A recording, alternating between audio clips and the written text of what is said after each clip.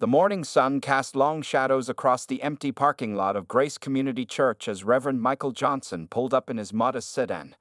It was barely 7:30 a.m., nearly 3 hours before the Sunday service would begin. Michael preferred these quiet moments to prepare his heart and mind before meeting his new congregation. At 45 years old, Michael had spent the last 20 years serving at churches across the country.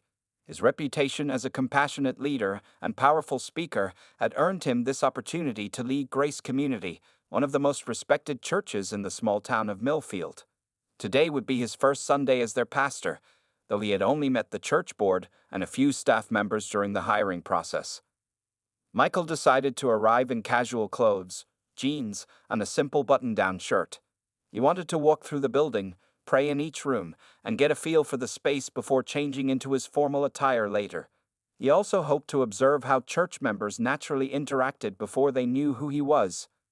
"Lord, guide my words today," he whispered as he stepped out of his car. The church building stood impressively against the brightening sky, a traditional white structure with tall stained-glass windows and a steeple that pointed heavenward. As Michael approached the side entrance where a few early volunteers would be preparing, he noticed an older man unlocking the door. The man, Walter Green, had been a member of Grace Community for over 40 years. At 72, Walter considered himself the unofficial guardian of church traditions and property. He took pride in being the first to arrive and the last to leave every Sunday. Walter glanced up and noticed Michael walking toward him. His friendly expression quickly changed to one of suspicion. In all his years at Grace Community, Walter had never seen a black man attend their church. The congregation remained predominantly white, despite the town's gradually diversifying population. "Can I help you?" Walter called out, his tone making it clear that he wasn't offering assistance but questioning Michael's presence. Michael smiled warmly. "Good morning. I'm just here early to prepare for the service." Walter's posture stiffened as he moved to block the doorway. "The food pantry opens on Tuesdays, not Sundays," he said firmly. "And it's at the Methodist Church down on Elm Street." Michael's smile remained, though his eyes registered the assumption. "Actually, I'm not here for the food pantry. I'm here for the church service." Walter crossed his arms. "Look, I don't know who told you about our church, but we're not really set up for visitors today. We're transitioning between pastors, and things are a bit unsettled.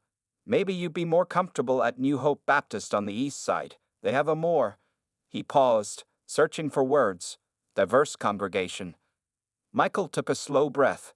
This wasn't the first time he had encountered such resistance, but it stung nonetheless, especially at what was supposed to be his new spiritual home. "I understand your concern for your church," Michael said calmly, "but I believe I'm exactly where I'm supposed to be this morning." Walter's face hardened. "Now listen here. I've been a member of this church since before you were born. I know everyone who belongs here, and you don't. I'm not trying to be difficult, but this is a private service today." Just then, a car pulled into the parking lot. Sarah Mitchell, the church secretary who had helped coordinate Michael's hiring, hurried toward them with a look of horror dawning on her face as she realized what was happening. "Walter," she called out. "Walter, stop." Walter turned, annoyed at the interruption. "Sarah, I'm handling this. This gentleman was just leaving."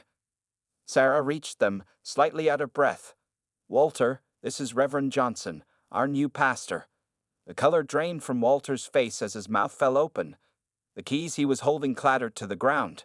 The man he had been trying to turn away, the man he had directed to another church because of his race, was the very pastor the board had enthusiastically hired after months of searching.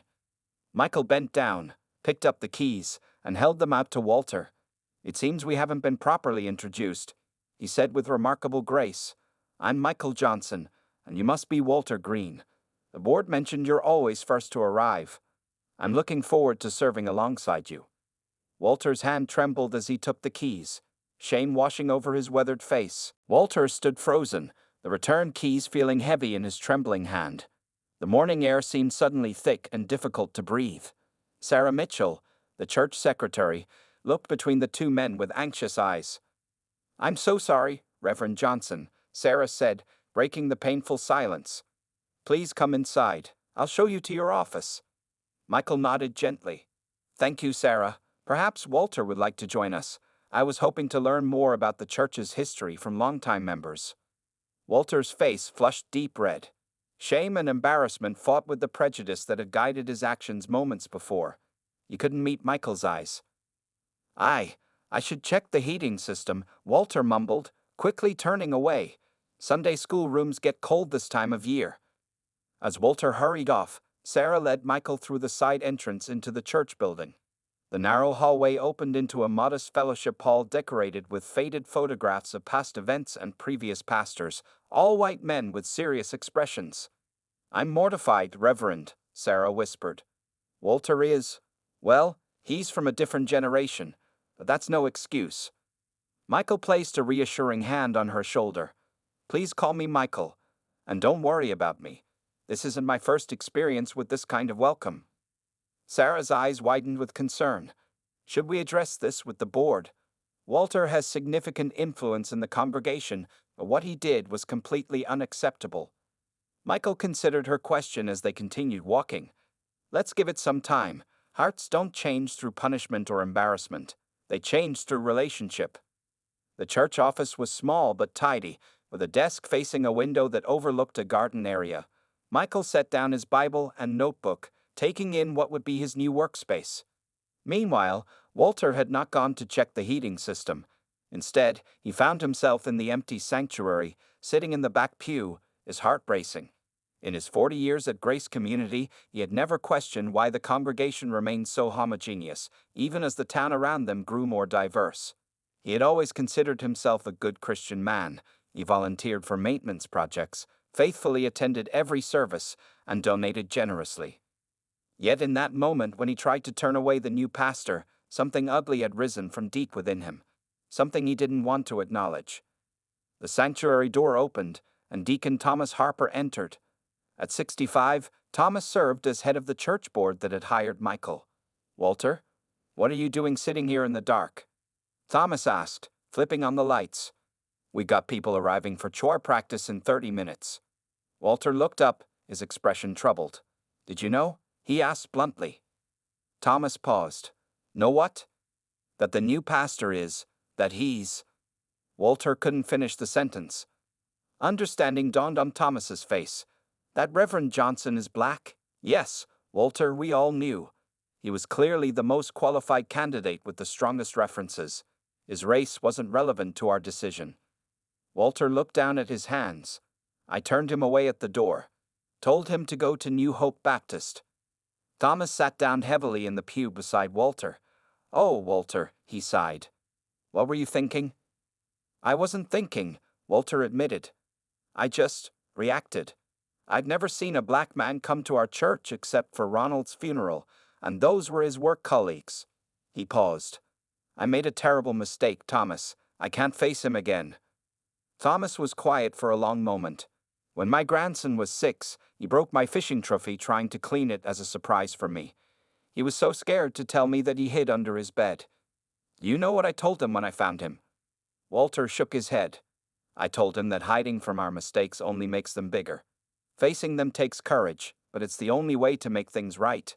Thomas stood up. Reverend Johnson is in his office. He's a good man, Walter, a man of God. He deserves your apology more than your avoidance. As Thomas walked away, Walter remained seated, conflict evident on his face.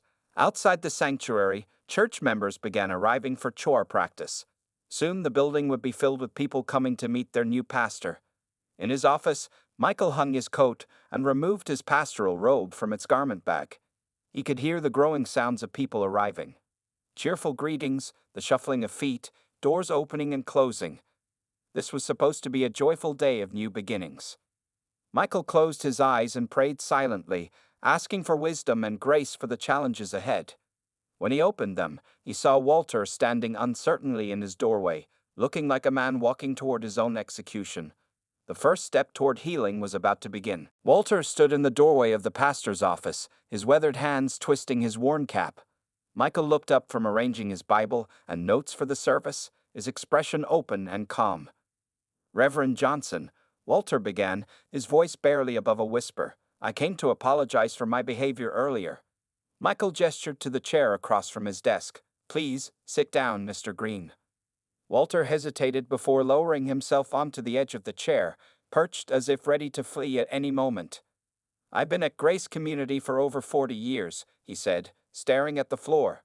"I've seen pastors come and go. Some good, some not so good.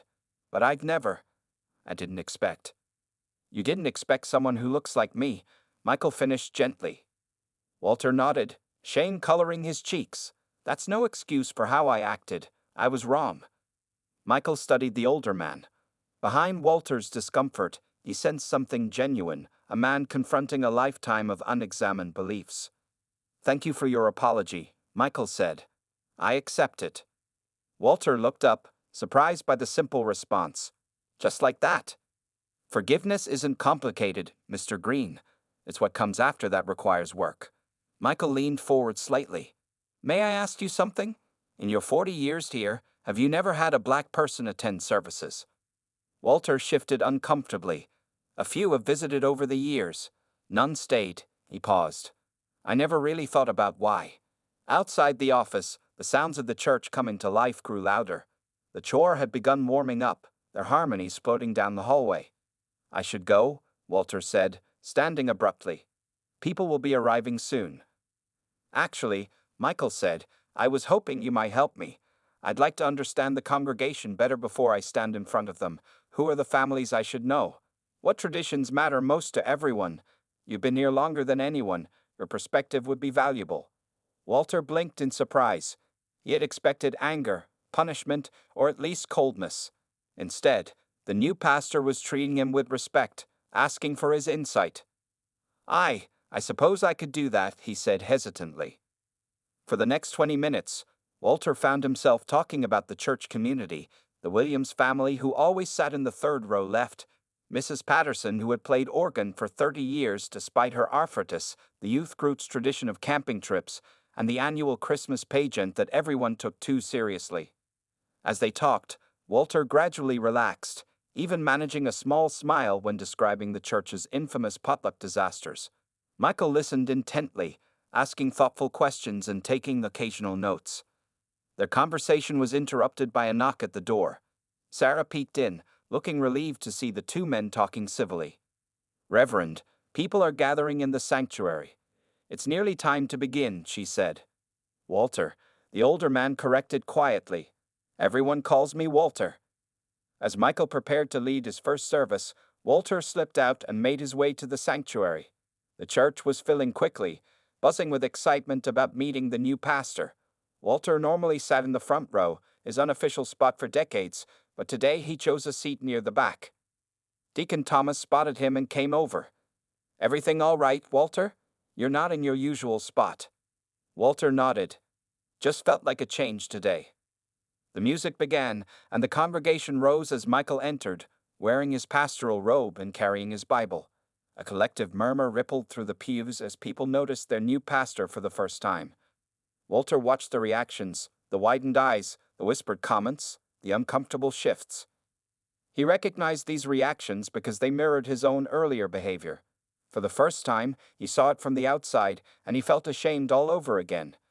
Michael stepped to the pulpit with confidence and grace. "Good morning, Grace Community Church," he said, his rich voice filling the sanctuary.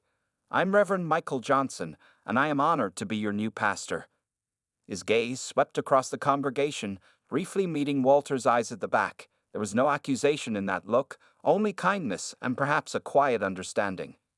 "Today," Michael continued, "I want to speak about new beginnings, about how God sometimes takes us out of our comfort zones to help us grow in faith and love." Walter felt something stir within him, something uncomfortable yet necessary.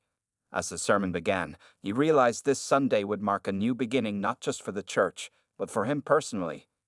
In the front pew, Thomas's wife leaned over to whisper, "Where's Walter? I've never seen his seat empty before." Thomas glanced back at Walter's hunched figure in the last row.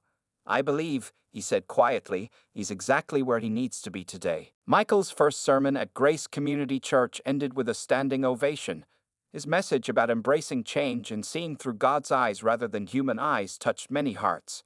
People lined up eagerly to introduce themselves to their new pastor, forming a long queue that extended down the center aisle. Walter remained in his back row seat, watching the enthusiastic reception. He noticed how Michael greeted each person with genuine interest, remembering names and asking thoughtful questions. The congregation seemed captivated by their new leader's warmth and eloquence. "Not planning to welcome the pastor?" a voice asked. Walter turned to find Maria Gonzalez sitting beside him. At 68, Maria was one of the few non-white members of the church. She had joined 5 years ago when she moved to town to live near her daughter's family, and despite Walter's initial coldness, she had persisted in attending. "I've already met him," Walter replied stiffly. Maria studied his face. "Thomas told me what happened this morning." Walter's shoulders slumped. "Did he tell everyone?" "No, just me. He thought I might understand both sides." Maria's voice was gentle. "You know, when I first came to this church, you avoided me for 6 months." Walter looked down at his hands. "I remember. But then your wife got sick, and I brought that chicken soup. You were surprised that I cared." Maria smiled at the memory. "People can change, Walter. I've seen it happen." The line of congregants waiting to meet Michael had shortened, but the remaining few were engaging him in lengthy conversations. Among them was Harriet Wilson, the church's most outspoken conservative member, who was gesturing animatedly as she spoke to Michael. "This won't be easy for him," Walter observed, nodding toward Harriet. "Some folks here aren't ready for a black pastor." "Like you aren't?" Maria asked bluntly. Walter winced. "I made a mistake, a terrible mistake." "Yes, you did," Maria agreed. "But mistakes can be turning points if we let them." Across the sanctuary, Harriet's voice rose. "I just think we should stick with traditional hymns, Reverend. All this modern music appeals to the wrong element." Michael responded calmly, though Walter couldn't hear his words. Whatever he said made Harriet press her lips together tightly before walking away. "She's going to be trouble," Walter murmured. Maria touched his arm.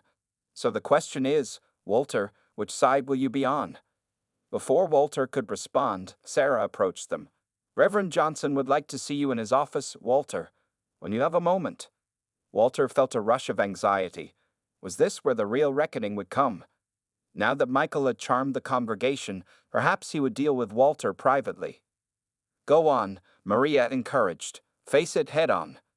Walter made his way slowly to the pastor's office, passing church members who were enjoying coffee and donuts in the fellowship hall. He knocked hesitantly on the open door. Michael looked up from his desk. "Walter, thank you for coming. Please close the door and have a seat." Walter did as instructed, his heart pounding. "If you're going to ask me to resign from my duties, I understand." Michael looked surprised. "That's not why I called you here." He leaned back in his chair. "I wanted to thank you for your insights before the service. They helped me connect with several families." "Oh," Walter said, confused by this unexpected turn. "I also wanted to discuss something I observed during the service," Michael continued. "I noticed certain reactions when I spoke about change and growth.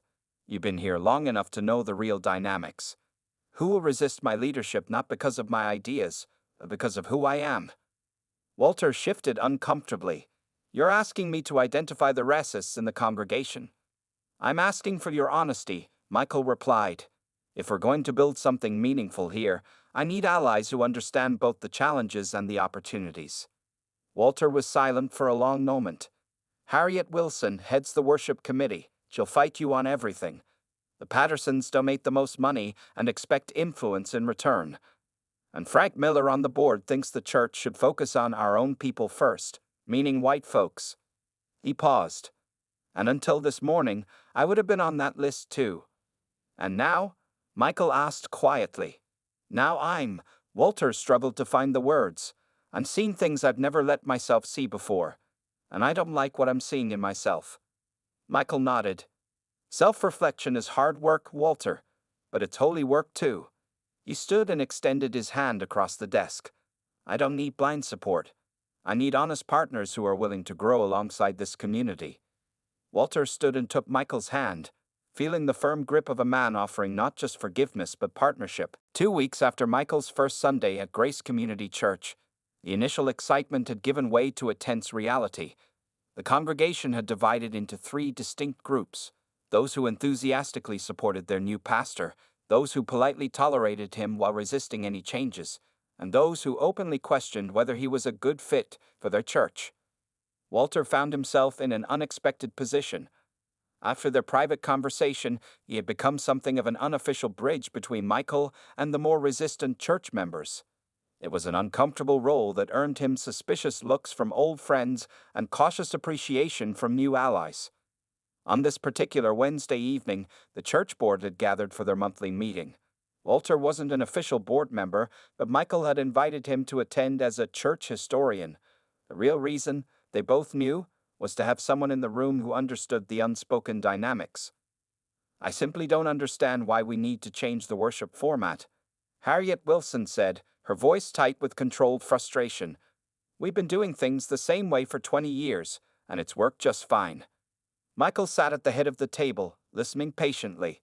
"The suggestion wasn't to change our format entirely, Mrs. Wilson, just to add one contemporary song each Sunday and possibly move announcements to the end of the service rather than interrupting worship."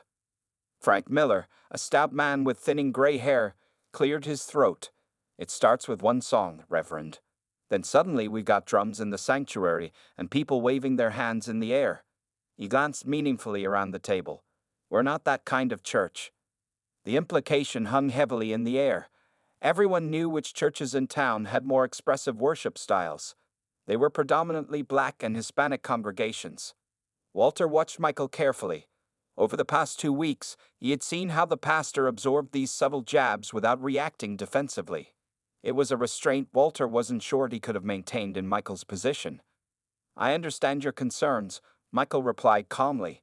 "Perhaps we could form a small worship committee to explore options that honor our traditions while also helping us grow. Mrs. Wilson, would you be willing to lead that effort?" Harriet looked surprised to be offered leadership rather than opposition. "I'd suppose I could do that." Thomas Harper, the head deacon, had been quiet throughout most of the meeting. Now he spoke up. "Before we move on, I'd like to address something. There's been talk around church about whether Reverend Johnson's style is a good match for Grace Community." Thomas looked directly at Frank. Some people seem more concerned about his background than his message. Frank's face reddened. "If you're suggesting—" "I'm not suggesting anything," Thomas interrupted. "I'm saying it plainly. We'd hired the best pastor for this church, and I'm disappointed by how some members have responded." The room fell silent. Walter glanced at Michael, who maintained his composed expression despite the tension. "Perhaps," Michael said softly, "this is an opportunity for Grace Community to examine what kind of church it truly wants to be. Not just what kind of worship service you want, but what your mission is in this community." "We know our mission," Frank said defensively. "We've been serving this town for generations." Walter surprised himself by speaking up. "Have we?" All eyes turned to him. "I've been here 40 years, and in that time, our neighborhood has changed completely. There are Hispanic families 2 blocks away, a growing Asian community near the school, Black families in the new development. But our church looks exactly the same as it did in 1980. Harriet frowned. "We can't force people to attend our church, Walter." "No," Walter agreed, "but we can ask ourselves why they don't feel welcome here." He felt a strange courage rising within him. 2 weeks ago, I turned away our new pastor at the door because he didn't look like what I thought a pastor should look like. That shame will stay with me forever, but it's also forcing me to see things differently." The room fell silent again, but this time the quality of the silence had changed. It felt reflective rather than defensive. Michael gently redirected the conversation to the church budget, but the impact of Walter's words lingered. As the meeting concluded an hour later, board members gathered their materials with subdued expressions. Walter was preparing to leave when Frank approached him in the hallway. "40 years we've been friends," Frank said, his voice low. "And now you're siding with him against your own people?"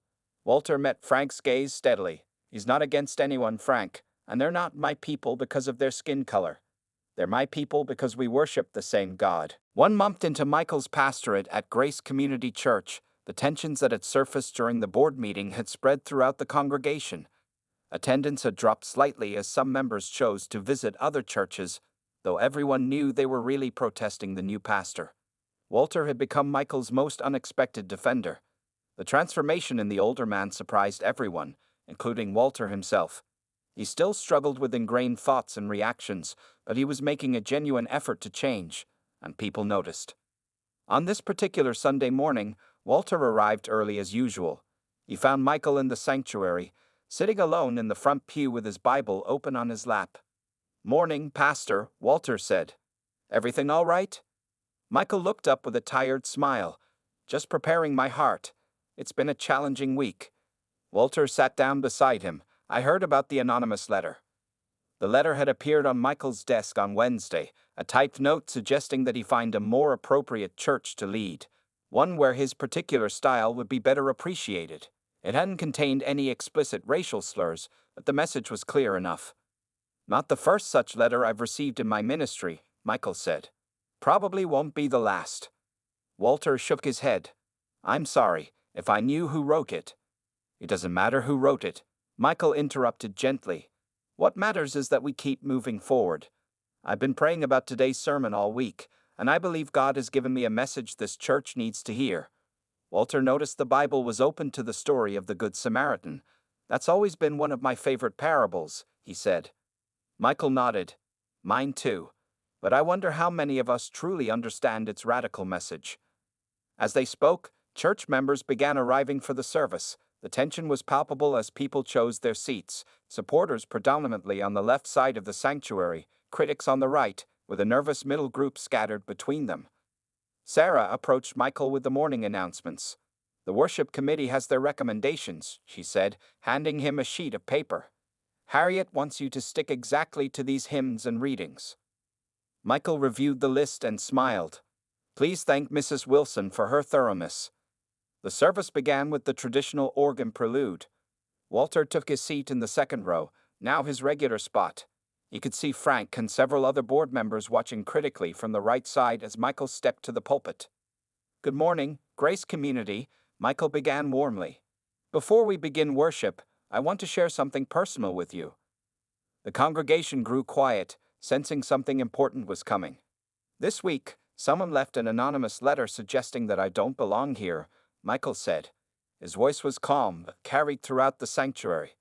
"I want that person to know that I forgive them, and that their letter has only strengthened my commitment to serving this church."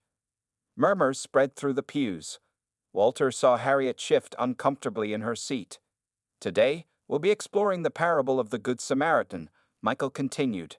"But before we do, I'd like to try something different." He stepped away from the pulpit and walked down to stand in the center aisle. In Jesus' time, Samaritans were despised by the Jewish people. They were considered outsiders, others who didn't belong. When Jesus made a Samaritan the hero of his story, it shocked his listeners. Michael paused, looking directly at various members of the congregation. "I wonder who we consider others in our community today?" The sanctuary was completely silent now. "I'd like to invite anyone who has ever felt like an outsider to stand with me," Michael said. For several uncomfortable seconds, no one moved. Then, Maria Gonzalez stood and walked to join Michael in the aisle. Soon after, a young couple who had recently joined the church stood as well. Then Sarah, the church secretary, rose to her feet. Walter felt his heart pounding. His legs seemed to move of their own accord as he stood and walked forward. As he joined the small group in the aisle, he saw the surprise on many faces, particularly Frank's. "I've spent my life being an insider at this church," Walter said, his voice shaking slightly.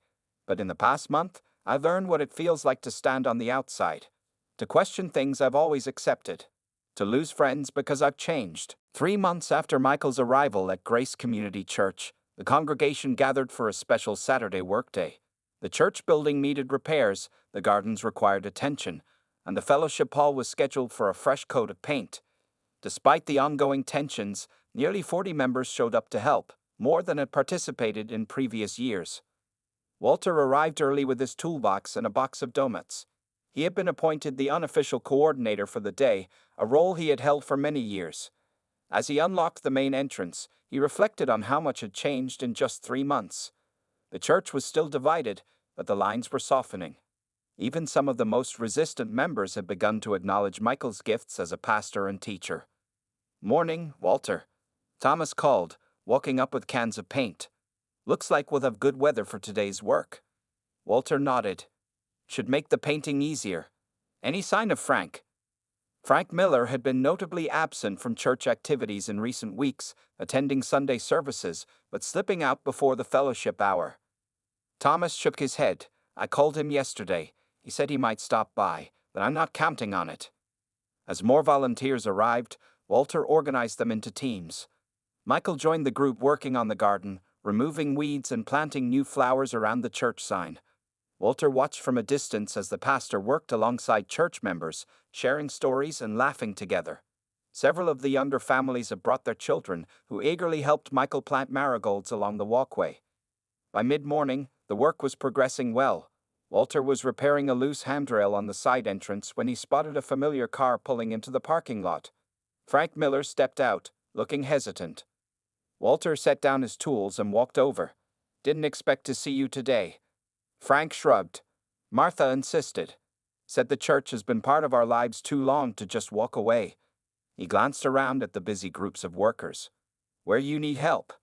Walter studied his old friend's face. Frank looked tired, the kind of exhaustion that comes from fighting an internal battle. We could use another hand with the painting in the fellowship hall, Walter suggested. Harriet's in charge of that group. Frank nodded and headed inside without further conversation. Walter returned to his repair work, wondering what had really brought Frank to the workday. Around noon, Michael called everyone together for lunch in the newly painted fellowship hall. Tables had been set up, and families had brought potluck dishes to share. Walter found himself seated at a table with Michael and Maria, and several others who had become the pastor's supporters. The gardens looked beautiful, Maria was saying. My granddaughter can't wait to see the flowers she planted with Reverend Johnson. Michael smiled. Those children taught me more about gardening than I taught them. I'm just grateful they let me help. Walter noticed Frank sitting across the room with Harriet and some of the older church members. They spoke quietly among themselves, occasionally glancing toward Michael's table. After lunch, as people began returning to their work assignments, Walter saw Frank approach Michael in the hallway. He couldn't hear their conversation, but he could see Frank's serious expression and Michael's attentive posture as they spoke. The conversation lasted several minutes before they shook hands and parted ways. Later, as the workday was winding down, Frank found Walter cleaning up tools behind the church.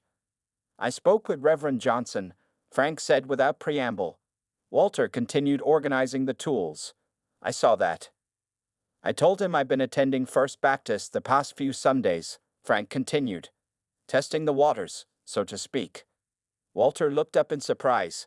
First Baptist was one of the most conservative churches in town, known for its resistance to any form of change. And, Walter prompted. And it didn't feel right, Frank admitted. Their pastor spent 20 minutes railing against modern society. No message of hope, just fear and anger. He paused. I realized that whatever my issues with Reverend Johnson might be, at least he preaches a gospel of love. Walter set down the hammer he was holding. That's something, I suppose. Frank looked out across the church grounds, where Michael was thanking volunteers as they prepared to leave. I told him I'm not ready to embrace all his ideas, but I'm willing to listen, to give him a fair chance. Walter nodded, understanding how difficult this concession must have been for his proud friend. He said something that stuck with me. Frank continued. He said, growth isn't about changing who you are. It's about becoming more of who God made you to be. Frank shook his head. Never thought about it that way. 6 months had passed since that first Sunday when Walter had tried to turn Michael away from the church doors. Grace Community Church had changed in ways both visible and invisible during that time. On this bright Sunday morning, the parking lot was fuller than it had been in years. New faces mingled with familiar ones as people gathered outside before the service. The church sign, once faded and traditional, now displayed a colorful banner reading "All are welcome here" beneath the church name. Walter stood at the main entrance, greeting people as they arrived, a role he had reclaimed, but with a different spirit. His smile was genuine as he welcomed each person, regardless of their appearance or background. Good morning, Walter, called Diane Rodriguez, a young mother who had started attending with her family 2 months ago. Is my daughter still doing the scripture reading today? Walter nodded. Pastor Michael has her all prepared. She'll do wonderfully. Inside the sanctuary, the changes were subtle but meaningful. The traditional pews remained, but colorful banners now hung along the walls, created by the children's ministry. The worship format still included beloved hymns, but also incorporated contemporary songs led by a small ensemble that included guitar and piano. Most notably, the congregation itself had diversified, with several Hispanic families, a few black households, and even a young Asian couple now regularly attending. Not everyone had embraced the changes.